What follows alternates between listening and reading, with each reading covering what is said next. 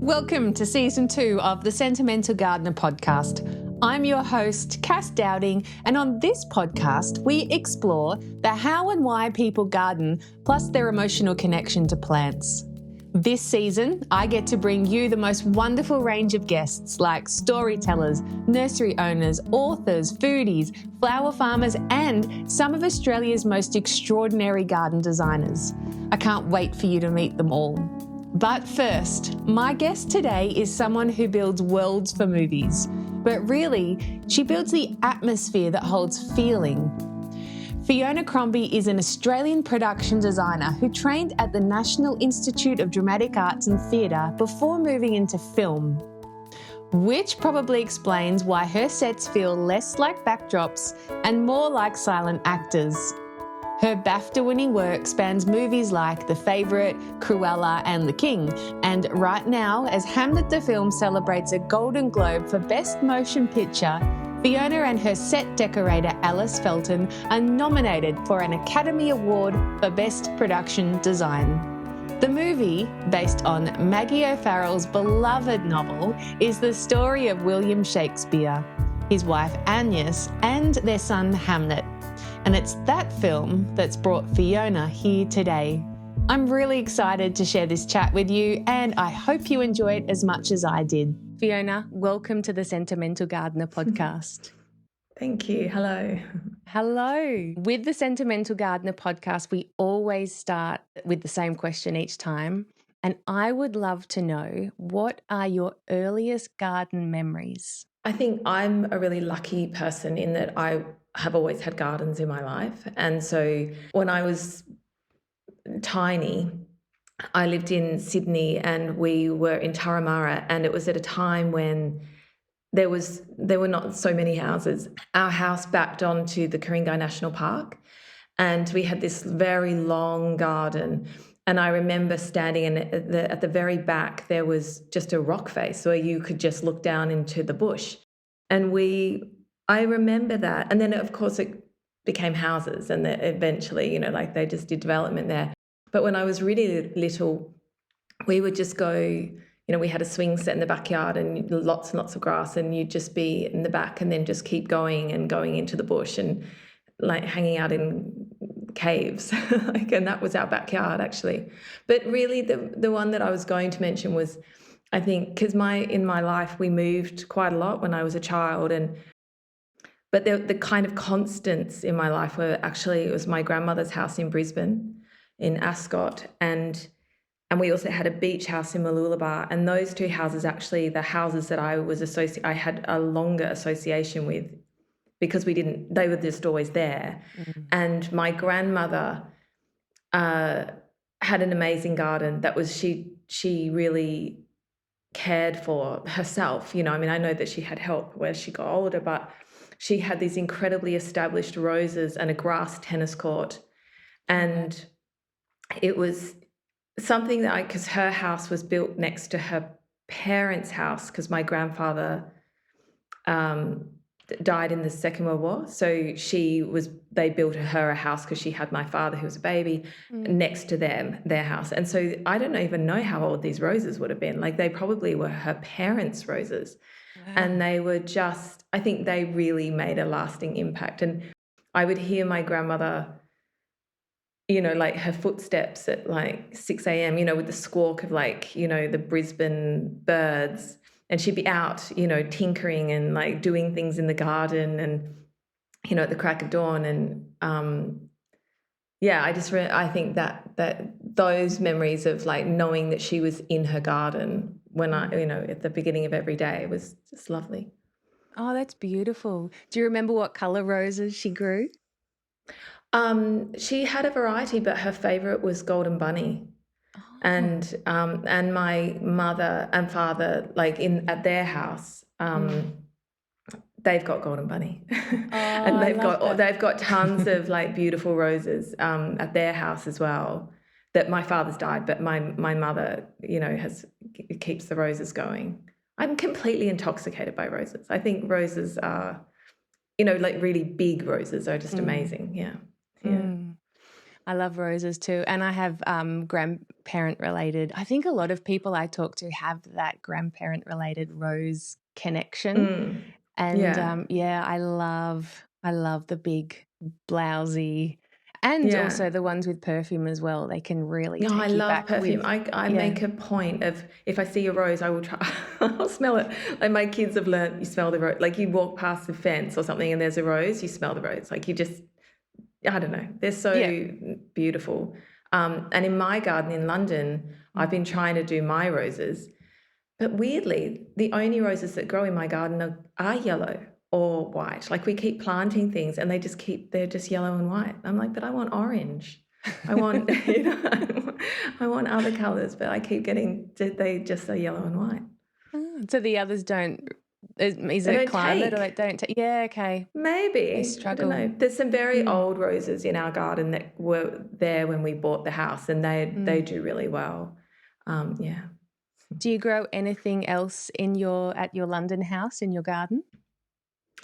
Oh, we've got tons of stuff. I wouldn't even know where to begin. I mean, we've got like a real mishmash. I mean, we've got a magnolia that we put in. When we bought the house, it had basically one rose bush. I mean, it was a wreck. Like the garden actually had like this old like pond liner in it. And so we've redone the whole thing.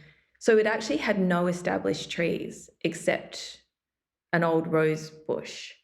And so everything in our garden is quite young, but it's kind of working. But our magnolia is so slow. Like, I don't know, maybe they are slow. And we call her Susan, and she's really just taking her time. And then we've got a lovely Japanese elm that's growing really well. But our neighbour has a big apple tree that comes over our fence, so we kind of get the benefit of her apples. But we've got loads of things. I've actually got 2 olives that are doing really well. Yeah. Oh, that's great. And making olives, and do you use them and pick them, or the birds get to them? No, we're not there. We're not there. No, that's okay. Yeah. Sounds beautiful though. Yeah. Yeah, it's nice. So jumping into your journey as a production designer, that term is quite new to me, and I have assumptions about what a production designer does, but could you walk me through what that means, like when you get a script and what your next steps are? I think the simplest way of describing what I do is my job is responsible for the look of the film except for costumes. And so in terms of if there's something in that you're looking at in a movie, then whether it's a car or a landscape or, a pen, that comes under production design. So I'm not looking at characters and I'm not looking at hair and makeup, but what I'm doing is I'm setting up the world around them. And so it's a job that is really about, like looking at how to create a world and, as you said, an atmosphere. And it's the very big, broad sweeps and then the small details are all together because they all impact each other, and you want it to be as engaging, as in the wide as it is in a close-up. So so I just basically get a script, and I've always had a kind of a strong relationship with words in terms of my visual interpretation. So I'll read something and I will just immediately have a sense of a visual response. It might not be really unclear. It might be almost like a sketch in my mind. And then I'll start developing that and talking to the director and understanding where they're coming from, and they're all different. So sometimes they are quite prescriptive and other times they're waiting for me to come up and offer something. And so you're sort of working through, a lot of my job is relationships as well. So like working with people.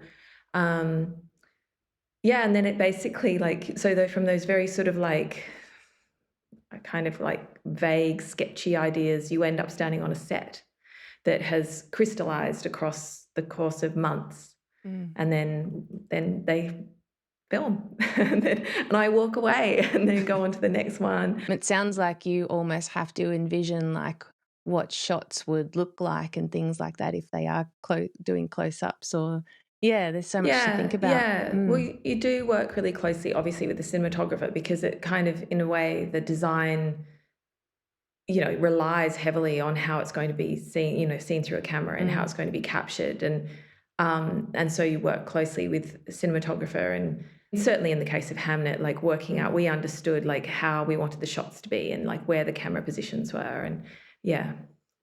So good. Well, speaking of Hamnet, because that is how I came across you and your work, I'd love to jump into talking about the movie, and specifically the gardens is what I'd like to talk about today. Or not just the gardens, like the landscape and the impact of nature in the film, because that is really like important to the characters and the story and the interaction. And I've read the book. I actually saw the movie first, then read the book. So I did it probably back to front, which I know it's a lot of people have done. And then I understood the impact of the gardens or nature in that. But is that similar for you? Like when did the importance of the gardens and nature in this movie really jump out to you? Was it the book or the script or as you went along on the journey? Well, I had read the book just as a reader, some years ago. And so I think for me, like it had already made an impression, and then I read the script and I thought the script was a really beautiful adaptation. I thought it was, and the thing is that is I think particularly interesting about our film is that the film that you've seen is not it's not actually what I read for the first the first draft.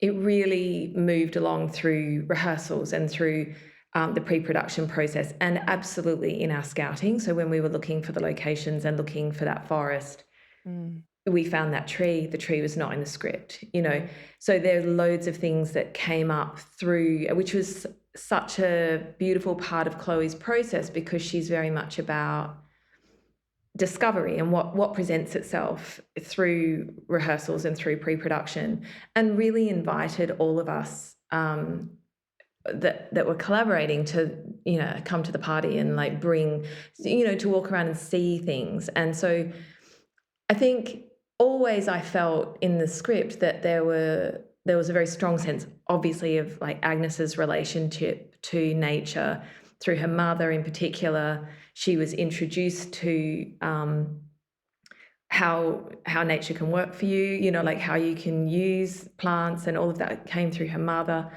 And then obviously we have Will, who is somebody who is very much in his imagination and in his head and is more about sort of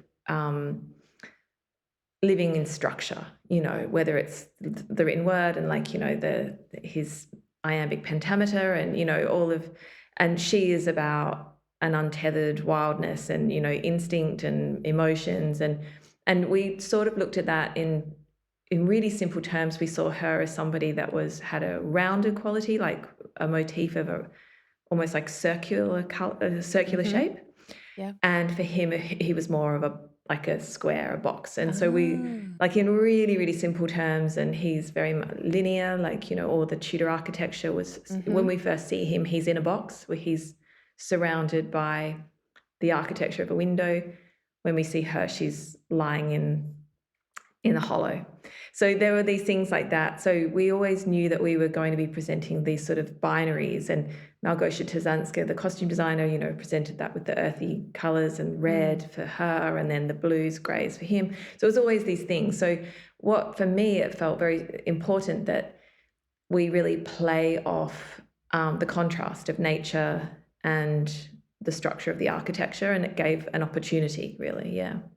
Oh, wow. That's fascinating that you were working with those binaries.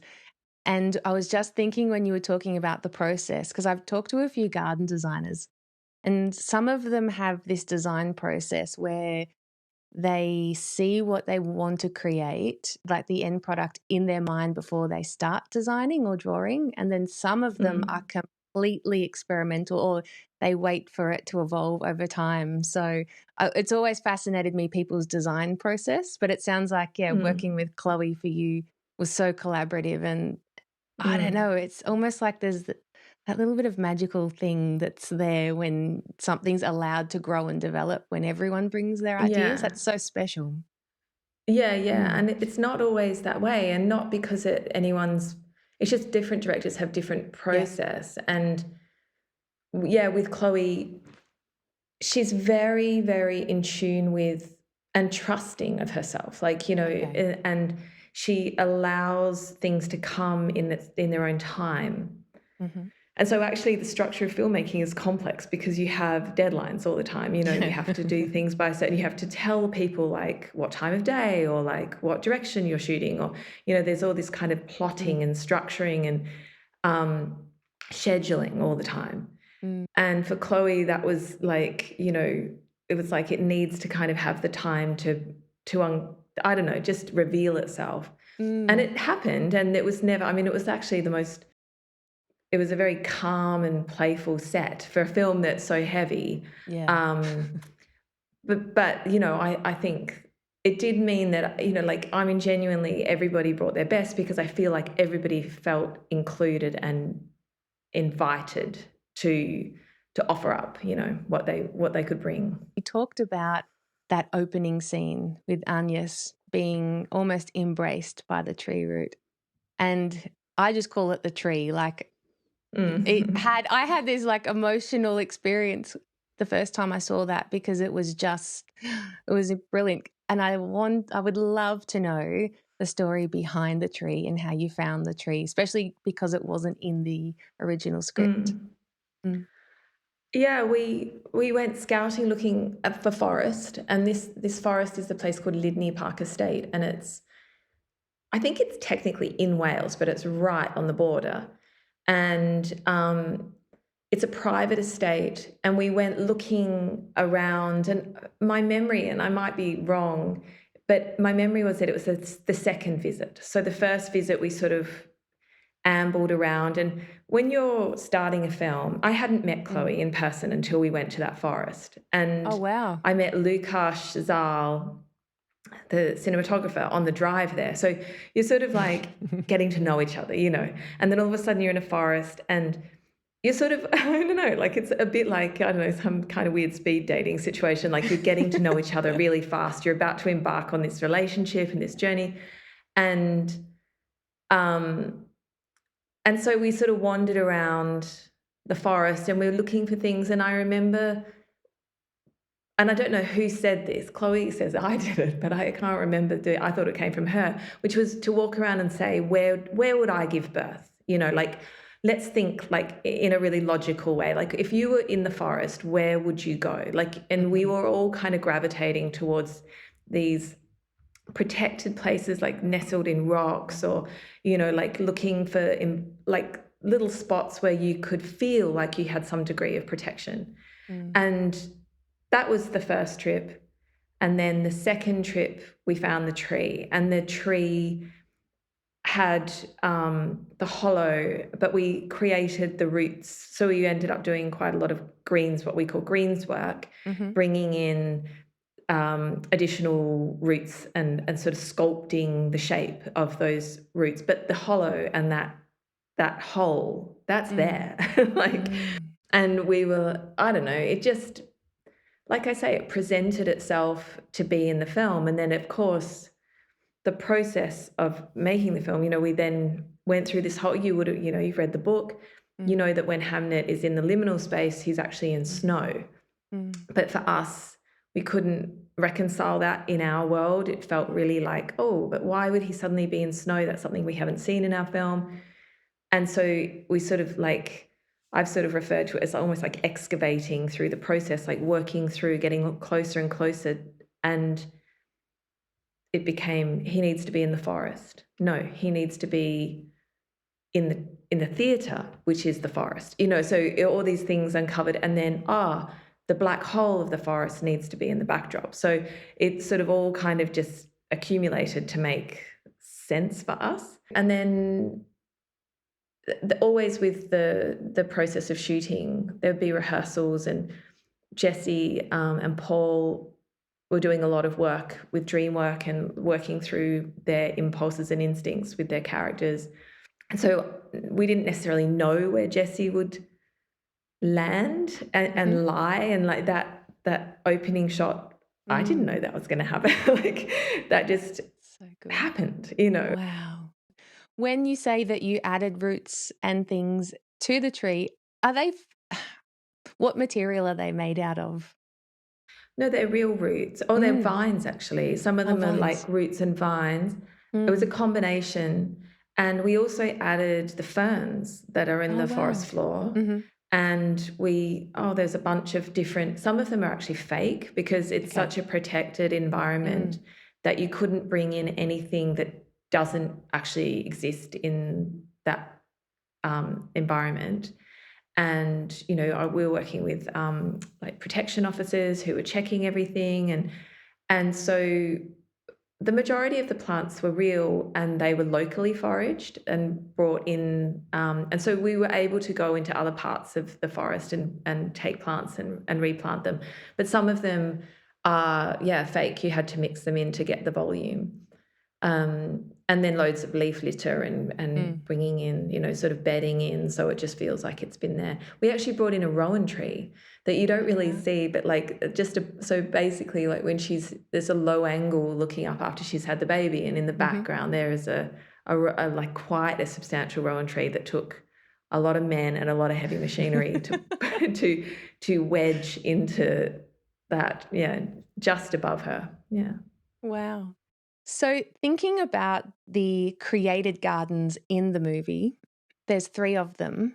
They were all created from scratch. Is that correct? Like there was no gardens at any of the sites. And I will mention quickly the sites. Just there's Hewlands, which is Agnes's childhood home, and there's Henley Street, which is Will's family home, and then there is the new house later on. But yeah, I'd love to hear about the development of those gardens and the design choices in them. So with Hewlands was a location in Herefordshire. It's a farmhouse that is, I mean, I don't know, it's not a farm anymore. I mean, actually there's some farmers nearby that I think use their paddocks, but the actual house and the grounds they hadn't been maintained. And so which gave us great license, really, you know, because they're not sculpted in any way or like, I don't know, there was a rambling sort of natural quality that we could then play with. We did the orchard. So there are a couple of apple trees we brought in. I can't remember, it was like 6 or 7 established apple trees and planted them in the grounds. We did fencing. We brought in all, you know, where they meet at the apple shed. We created the gardens there. And when you have a location like that, it gives you something to react to and respond to. So there were sort of natural places that felt like this is where this would be. And then, we did lots of research on daily life and how people lived. But crucially, it was about this being functional. You know, these are functional gardens. They're not decorative. And we did, you know, there are loads of things when I talk about the process of the film there were loads of things that we talked about that never made it in, you know. So we did talk about how the gardens would change with the mother, you know, with her mother, and then how they changed when she had a stepmother called, you know, Joan, who you see in the film. And I remember there was a moment that I thought was really beautiful that didn't end up making in the film. In fact, we didn't shoot it, so it got cut before, where the mother, whose name was Rowan, was going to plant a path of ferns leading to the forest. So it was like she was bringing the forest to the farm, but it, you know, in the interest of screen time, that didn't make it. But as I say, the thing that was really enjoyable and I'm really proud of with the film is I think all the gardens have a sense of authenticity. They feel very natural. They feel very like they've been there longer than, you know, a couple of weeks.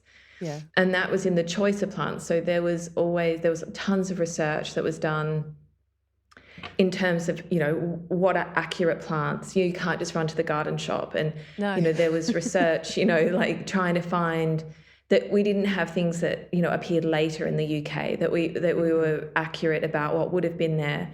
And the thing that's ironic about this is that I'm not massively into accuracy.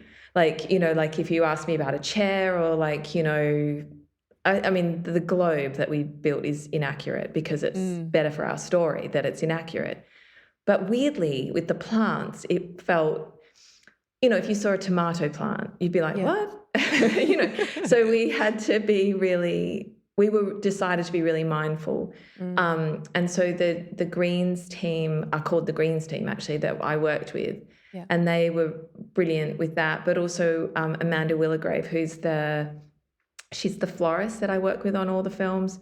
She was instrumental in the process of researching what was accurate and providing plants for us. And there's a woman called Jekka who has Jekka's Herbs here. Yeah. And she was an advisor, and we sourced through her.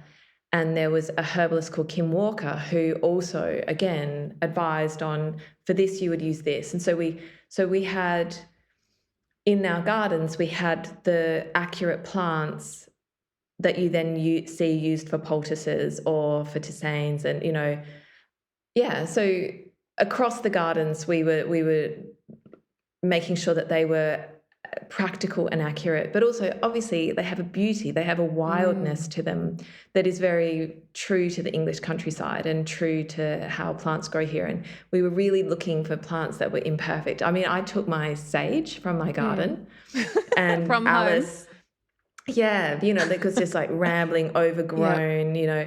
And Alice Felton, my set decorator, all the apples in the apple shed are from her mother's garden, her mother's trees in Cornwall. We all just brought things that just felt, and then that kind of, I don't know, it gave it a flavour that felt, you know, because these are established plants, and so they have an age and a kind of, I'm not going to say ugly because they're not ugly, they're beautiful, but they are not, you know, all I can say is they have a history that then helped with the gardens. Yeah. Yeah, I love, especially as the sentimental gardener, I love the fact that the apples came from someone on set's mum, and then they're in the film. And there's a lot of them, so she's obviously grows really great apples. And her trees were stripped, and Alice kept saying, you'll appreciate it when you see the film. Yeah. But, you know, it's that thing where these are little apples and they're imperfect, and that's what they should be. You know, they shouldn't be big, juicy apples with stickers on them from the supermarket. Yeah. Thinking of my garden and what you were talking about, how, you know, plants look different at different stages of growth, and, you know, quite often I'm just thinking, actually, I've put some in the bouquet behind, and the mint is in flower at the moment, and then half the leaves are all, like, the bottom of the plant's all brown and crusty, and then, you know, so I loved, and when the gardens came into scene in the film, I was looking, I obviously love the actors, but I was looking and, I can see, well, that's comfrey, or there's borage, or there's that. And then I'm like, wow, they were leggy and they were tall. They weren't, you know, just like from the shop where you've got these young things that are only 6 to, you know, 1 year old. So I think a lot of people who love gardens appreciate those details, because we look for them, because that's what we know as the natural process of a garden to be when we're looking at the life cycle of a plant, which I suppose. And I was just going to say, what's amazing about, so moving to the Henley Street house, so that was a set build that was, I mean, it's basically on a tarmac. I mean, it's just on, you know, it's concrete. And we obviously built the house in the backyard so you could walk out the back door and be in the backyard. And it wasn't even there very long. I mean, it was long enough. I mean, we had a 9-week build schedule, which is very, very short for that scale of house. And the garden actually was quite late, but we had a lot, as you know, we had established plants that could go in.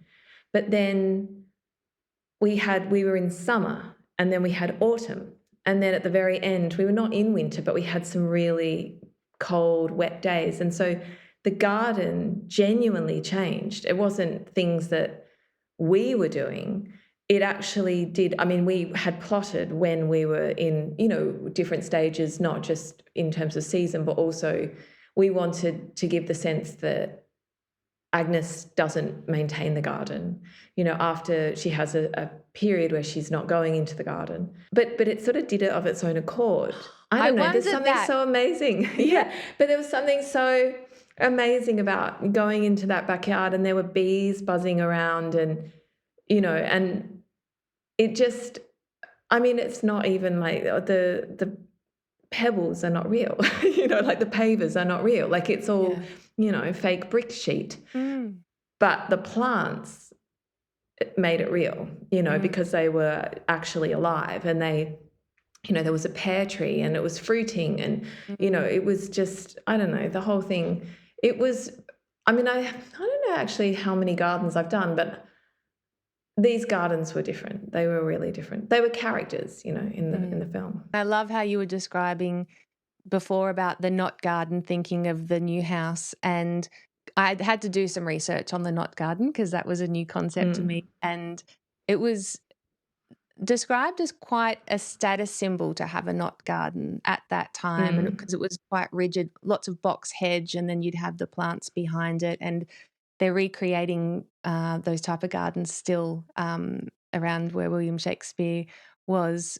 But I love that you're describing that for you kept that naturalistic or that wildness in the garden feeling to help complement the characters at the place. Well, I think one of my first instincts with Agnes was such a small thing, but I remember thinking in terms of how the feeling of the house and the attic space for her, I remember thinking there would be unmade beds. This is not a person who's going to live by, she's got better things to do than, kind of keep everything spick and span. And that extends to the gardens as well, And so even though she suddenly has the best and biggest house in Stratford, and she has the ability to have her knot garden, it would still be that it's not a decorative. They're all practical plants. She's still teaching and learning about plants, and also just for her, and also visually as well, just the kind of looking across almost like a meadow that has form was something that we felt would be very good. When you go to there, one of the first things I did when I started the film was to go visit the real houses, so to look at the Shakespeare house, and there's not much garden left at the Shakespeare house. Okay. Hewlands has grounds, but I don't know how representative they are, But the thing that does remain, because the new house has gone, the actual house, but the gardens are there. So there was we could see the scale of the gardens.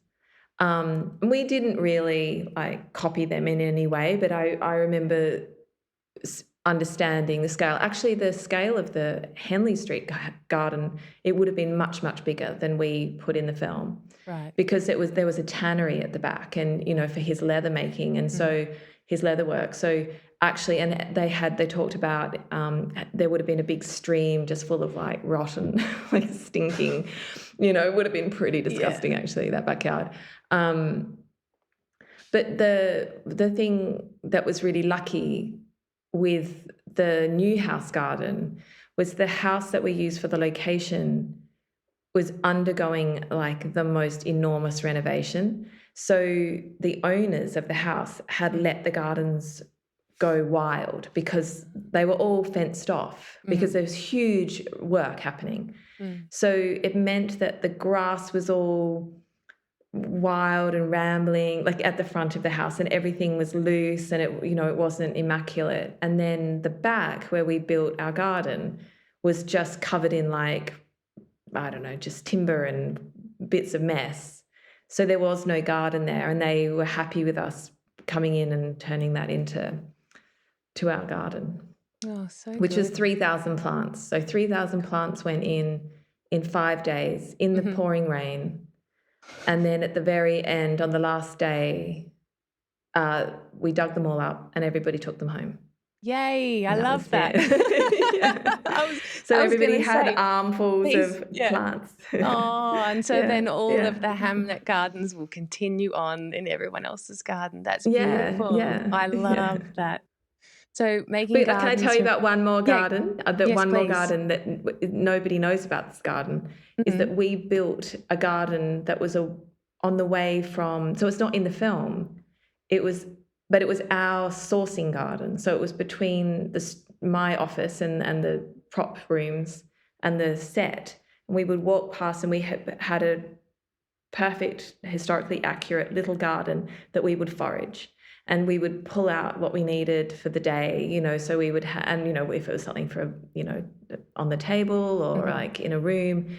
But it was a little foraging garden that we would just go into every day on the way to the set. Yeah. And again, that changed with seasons. So you're getting all different, like your mint, like it's, and that was the first time I've ever been able to do that. And we would be drying things from that garden and then they would appear, yeah. So with the movie, we've designed gardens from scratch. And you did share briefly that you designed the globe from scratch as well. And I've heard in interviews that Chloe says that she wanted it to feel like the inside of a tree. Could you tell me about translating that tree feeling into the design? In some ways, that note was so liberating because she actually gave me that note while we stood in the globe that's in London. So that globe is the reconstruction of the second globe. So it's not actually representative of the globe that we have in our film. But we were looking at it and I was a bit worried about how ornate it was, I felt like, oh, this doesn't feel. So we were independently all walking around the space and sort of taking it in and understanding the scale.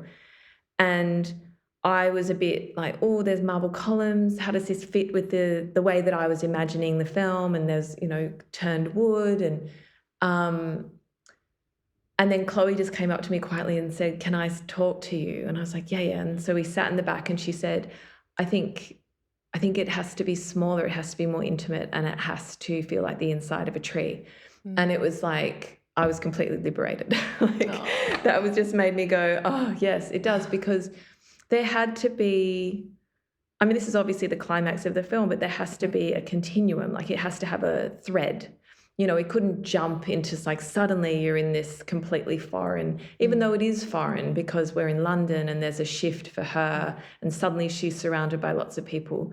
I think when we start watching the film, there's a circularity, we're looking down at her. She's like a round shape in a hollow. At the end of the film, we're looking up at the sky through a round shape. So there were these, I don't know, it just suddenly started to speak, even though we were actually talking about a building that is recognizable, it had resonance for us in our story that we kind of kept pulling at. And obviously the forest backdrop is very much about the wall of trees that you see the family come through, but also the forest just that she spends her time in. And, just this idea that their history is on that stage. It was just playing with that. But for me, I loved the integrity of using, we used reclaimed oak from France, and just having the integrity of wood and the simplicity and the kind of, I suppose, like there's something naive about the way that we did it, this very beautiful joinery, but it's got an integrity to just using a few materials and then allowing the forest cloth to be the poetry. That was what was important to me, yeah. And that's where your eye is drawn to when you're... Yes, exactly. In those shots where you're like in the audience and it takes you to that stage, rather, I can imagine if it was, like you think of inside some theatres, there's all like special, well, they didn't have lights back then, but, there's all those ornate decorations. But yeah, you want people to be looking at the stage because like you said, that's the point that we're getting to, Yeah. Yeah. And I think it is really also something to think, like I remember thinking, oh, it's daylight, there are no spotlights, so actually you always see everying. So when you're behind the players on the stage, you are seeing that audience. And so there had to be something about it being, like not too many colours and not too detailed. It was just kind of almost like a canvas. So that, when you look around and you see the vivid green, those kind of really concise palette shifts the whole way through the film. And so it made sense that that was, again, the same language in the theatre. Well, it's beautiful. It's a beautiful theatre that you've created. So huge Thank congratulations to interpreting that when someone goes, I want it to feel like a tree. And it's like, you did it. You did it. It's so good. Yeah.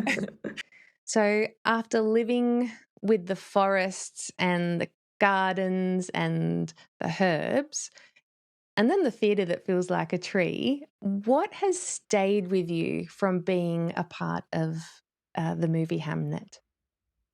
I think probably it's relationships. Like that for me is,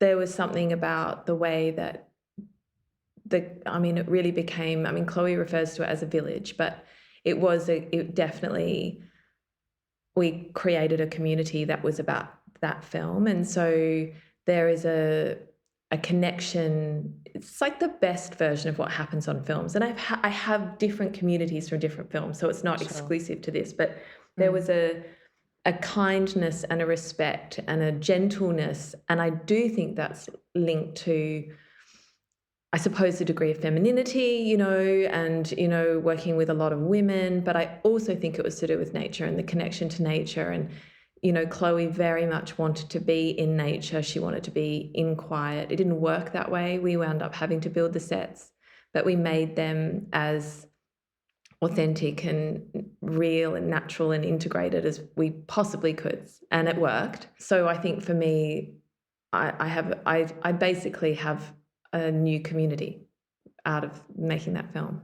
Oh, that is so wonderful. And that is why I love exploring these topics, because plants have such a way of connecting us, like the line I say is back to ourselves and each other, but the world around us. And it's that connection to each other that is just so wonderful. And I love that that's what you got through a movie set, through plants. Like, it blows my mind. Yeah. Well, with a movie that is so connected to nature and memory as well through plants, like that really resonated with me, because I can't remember the rhyme now, but it was like using, herbs to remember. It brings me to this point in the podcast where we have our guests share 3 sentimental plants that hold some type of memory or meaning for them. So are you able to share the first plant that when you think of, it has some type of memory or meaning for you? Okay, I'm going to say wattle, Okay. Yeah. just because I think it's so stunning. And because I think about things like wattle and jacaranda and, growing up in Sydney and walking to school and just the sounds and smells and colours of summer and, just Australia, I guess. Now that I live away, I'm always struck by those plants. Yeah. And also my school team, I think I was in acacia, when I was in primary school. Oh, really? Yeah. Yeah. And little yellow t-shirts. Yeah, little yellow t-shirts. Yeah. What's your second one? I'm going to say gardenia. There's a gardenia plant in a pot outside my parents' house that is so fragrant. And I don't even know if you can get gardenias in the UK, because I love gardenia. Really? I don't know, maybe you can. I just have never, but I think, anyway, I love the scent of a gardenia. It's that perfume connection, isn't it? Like when you smell it. If you did find one where you are, you'd be like, would it probably take you straight back to your mum and dad's house. Yeah. Beautiful. And third one. Okay, I'm thinking on my feet here, but I'm gonna say we always had pawpaw trees. So Really? like in the beach house that my grandmother had really successful pawpaw trees. And I grew up with pawpaws growing and just eating pawpaw. That's my favorite thing, pawpaw with lime. And then my parents have one in their McMahon's Point house. So there's a pawpaw, but that one's hard. That one gets eaten by possums. But yeah, pawpaw trees. And the grandma's house, that was in Brisbane, wasn't it? Is that what you said before? Her house was in Brisbane, but there was a beach house in Mooloolaba, Alexandra Headland. Okay. And that's where the pawpaw tree. That subtropical fruit that they can grow up there. Yeah. And us down in Victoria where we grow our stone fruit. Yes. We're like jealous of each other. Yeah. I think the first time I ever tried pawpaw was when I lived in the Northern Territory. And like you've experienced, they're just everywhere and available. And someone said, it tasted funny when I first tasted it and was like, I'm not sold on this. But someone said, put lime on it. And it was like, oh, this is amazing. No, I basically, I think maybe like one of the first things I ever ate was pawpaw. So my whole life I've just eaten pawpaw. Yeah, I love it. Well, are you ready for some quick fire questions? Okay, here we go. Oh, no. I know. Yeah, here we go.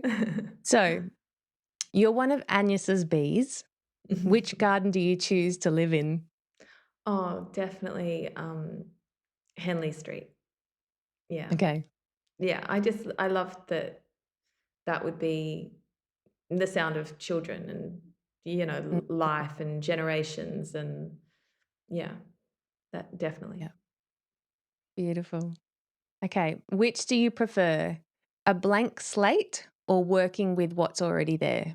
Oh, that's a really hard question for me. I can't pick one. Okay. I probably reacting to something is always good. So having, even if it's like a stone on a footpath, it's a starting point. So probably starting, with something that's there. But then I also get greedy and want to do it all anyway. Yeah.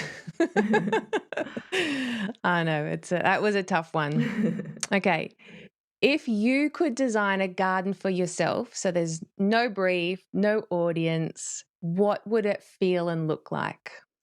It would feel like a meadow.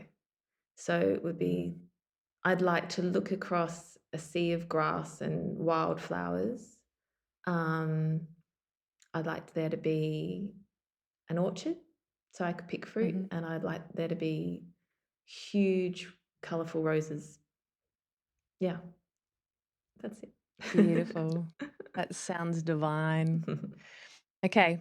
I always ask everyone these two last questions. So, what is one word or sentence to describe how you feel when you're in your own garden?